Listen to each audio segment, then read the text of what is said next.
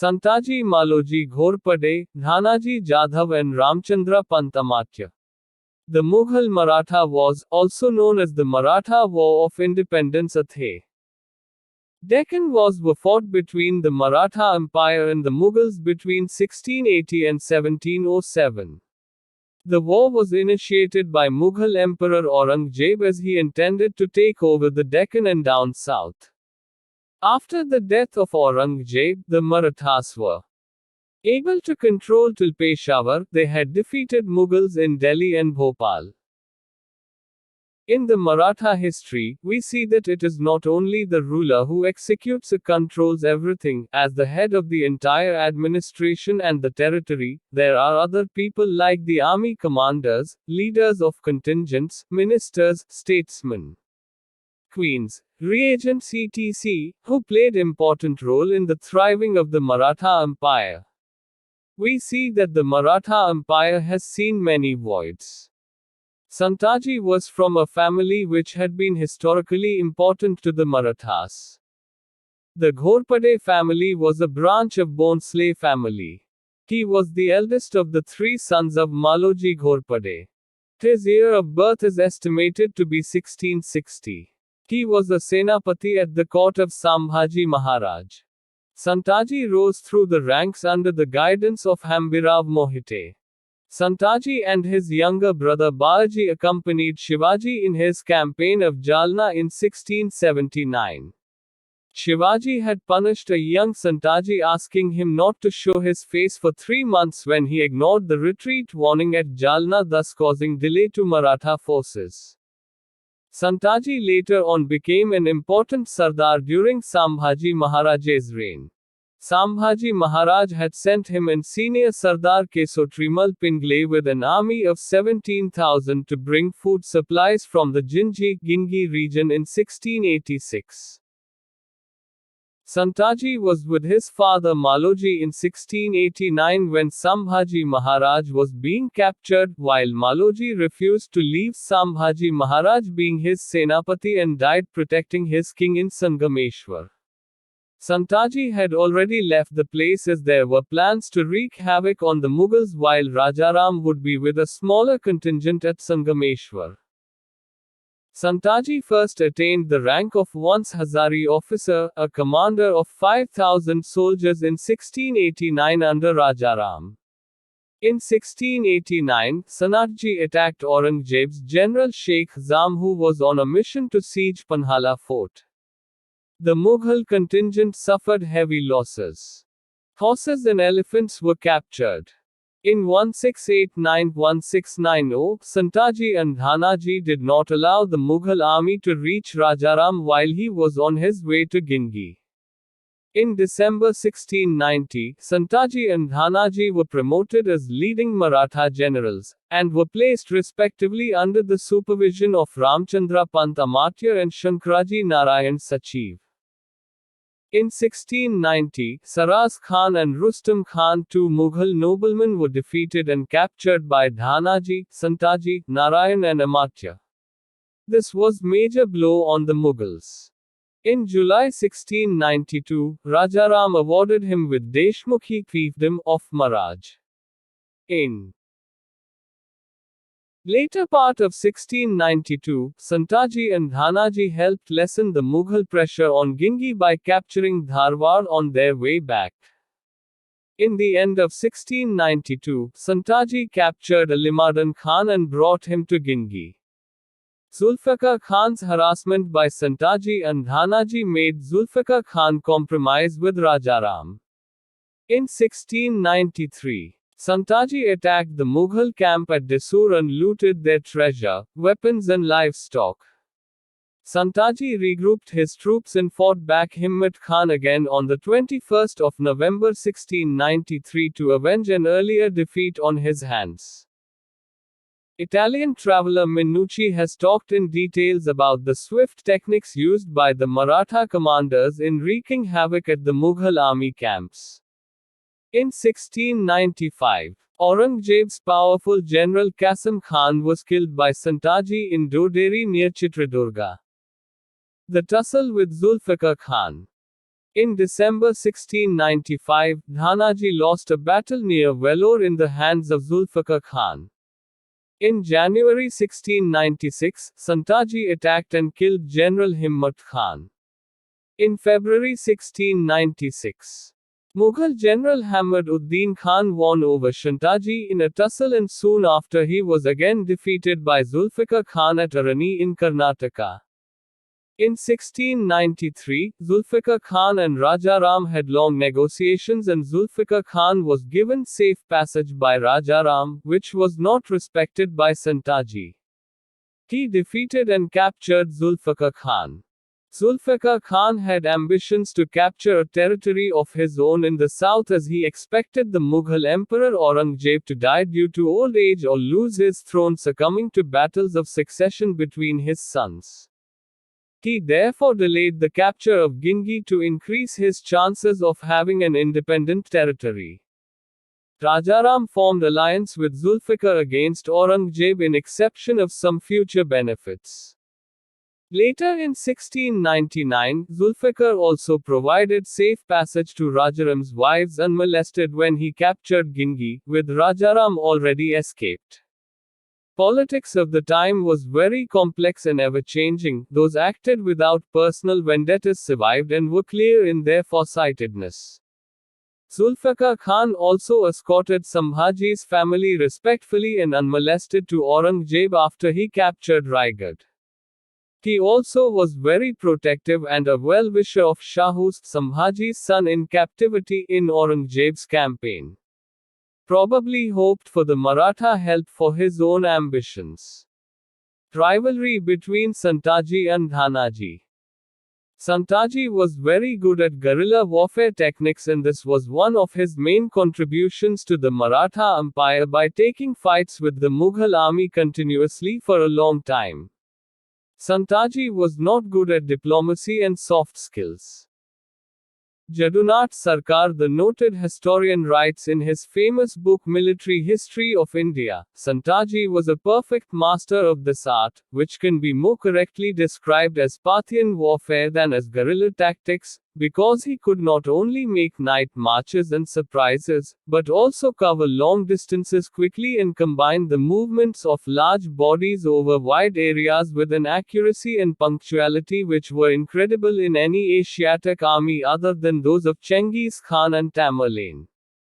Santaji had an inborn genius of handling large bodies of troops spread through long distances, changing his tactics so as to take prompt advantage of every change in enemies' plans and conditions, and organizing combined movement without the risk of failure.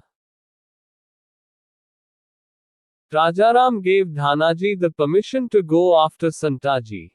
Dhanaji attacked Santaji for his rebellion but had to turn back.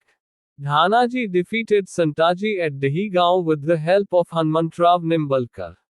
Jadunath Sarkar, in book House of Shivaji, has also written in detail about the rise and fall of Santaji Ghorpade. Khafi Khan writes, Shanta used to inflict severe punishments on his followers. For the slightest fault he would cause the offender to be trampled to death under an elephant. He was disliked by most of the people for his unpopular methods, and therefore Khafi Khan writes that most of Maratha nobles became Shanta's enemies and made a secret agreement with his rival Dhanaji Jadhav to destroy him. In May 1996, Dhanaji attacked Santaji, but Santaji won and was able to capture Amritrao Nimbalkar, one of the main members of the Dhanaji's team. Nimbalkar was killed by Santaji, and his sister, who was married to a Mughal army personnel, made it a point to avenge Nimbalkar's death from Santaji. Aurangzeb asked the troops of Bidar Bhakt and Hamiduddin Khan were placed under his command. Santaji was killed either by Ghaziuddin Khan's forces or was killed by Man's brother-in-law. At last his head was sent to the emperor by Ghaziuddin Khan. Ramchandra Pant Amatya. Ramchandra Neelkant Bhavdekar, 1650–1716, or known as Ramchandra Pant Amatya. Ramchandra Pant Amatya was the only person or Amatya who served 5 Chhatrapatis in a row. During the coronation of Shivaji, he was the youngest Pradhan. Thereafter, during the reign of Sambhaji, Rajaram, Maharani Tarabai and Kolhapur's first ruler, Sambhaji Raje, Pant Amatya always held a prominent positions. Ramchandra Amatya is a man in Maratha history who has served the Maratha throne with complete dedication. He wrote a book Rajniti Adnyapatra, which is the testament of his allegiance to service of the rulers and his tactics over the years. He must have been 22 to 23 years old during the time of Shivaji's coronation. Before the coronation, a Pradhan Mandal was appointed by Maharaj in the year 1662, which included Ramchandra Pant's father Nilkant Sondev as Maharaj's Amatya. This legacy was carried forward, as after the death of Nilkant Somdev his son Ramchandra Pant was appointed as Maharaj's Amatya. Bakhas have it that Ramchandra was amongst a few people who were present at the deathbed of Shivaji. Shivaji is said to have named a few people who were capable of saving the Maratha Empire, and Ramchandra Amatya is said to be one of them. During the reign of Sambhaji, he was given an important position. After Sambhaji's death, the Maratha Empire had to face uncertain circumstances. There was problems from every direction in this situation. Mughals were the strongest enemies and the Maratha side looked weak and in transition. It was Ramchandra Amatya who used his skills and intellect to keep the Maratha royal family intact and helped get the Maratha Empire out of this situation of crisis. Ramchandra Pant Amatya, Santaji Ghorpade, Dhanaji Jadhav, Parshurampan Pant Pratinidhi were some of the major contributors in their struggle for freedom. Rajaram's death looked inevitable to Ramachandra when he visited him in his deathbed. He made sense of the situation that was to arrive in the near future after the death of Rajaram, and hence he wrote letters to all the Maratha Sardars to be regrouped and save the empire. After Rajaram's death, Aurangzeb attacked with a lot of force and was of the view that he could now control the Maratha territory easily. In this time, Tarabai wrote a letter in which she writes, Ramchandra Pant served the Maratha kingdom with great loyalty. He restored and almost finished Swaraj and made a great name for himself. Ramchandra Amatya played an important role in crowing Sambhaji to the post of Chhatrapati, and he then went to the background. Sambhaji also looked up to Ramchandra for guidance. Ramchandra Amatya died in 1716, leaving behind a rich legacy of mentoring rulers and executing important decisions to keep the Maratha Empire alive. He was a multi-talented man who was a warrior as well as statesman. He had the skills of a fighter and the brains of a statesman. Ramchandra Amatya's book Adnyapatra is a great source of contemporary Maratha history. The book deals with important questions about the duty of the king, importance of revenue for the state, importance of the army, and importance of scholars and experts in all fields, education of the princes, importance of the Pradhan i.e. Prime Minister and his duties, policies regarding foreigners i.e. British, French etc., policy regarding your judicatory, importance of forts, the who has the navy rules the seas. Policy regarding natural resources etc. It also deals with theories of kingship followed by Shivaji. It is compared by some historians to the Arthashastra of Kautilya in terms of discussing topics of statecraft. Ramchandra Pant made some innovative strategies to reward the warriors fighting for the Marathas. He encouraged the policy of officially rewarding pieces of land called vats in exchange of military service. Shivaji was not in favor of this policy, but Ramchandra saw no other way than this to deal with the situation. He also encouraged the Maratha warlords to take over the Mughals on their own as and when they got an opportunity. Nimaji Shinde and Chimnaji Damodar were the first ones to actually take on the Mughals on their own. Ramchandra Amartya was awarded the Jagir of Gagan Bavda, which was the largest area in the Kolhapur state. The area of Konkan was controlled from there.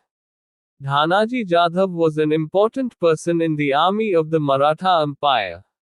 He made great strides in terms of terrifying and destroying the Mughal forces along with Santaji Ghorpade from 1689 to 1696. He became the chief of army in 1696 and he was in this post till his death in 1708. Dhanaji was born around 1650. He was born to a Maratha family. His father was Santaji Jadhav. Dhanaji's grandfather Akloji was Jijabai's brother. After Akloji died, Jijabai took care of Dhanaji. Dhanaji joined the Maratha army under Shivaji's army chief Prataprao Gujar. Dhanaji performed greatly in battles of Umbrani and Nesari, and this is when Shivaji's attention was attracted towards him. He was named by Shivaji on his deathbed as one of the important people who could keep the empire alive after his death.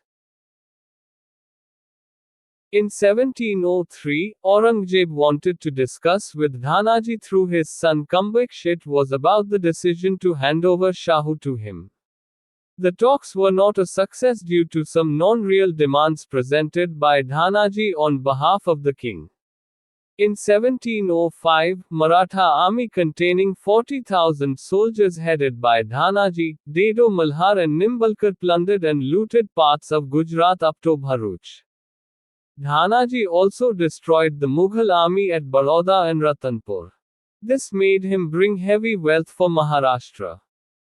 In 1708, when the tussle between Tarabai and her nephew to Shahu was taking place over the question of success to the throne, Dhanaji left the side of Tarabai and joined hands with Shahu. He soon died of a leg injury at Kolhapur and his son was given his position.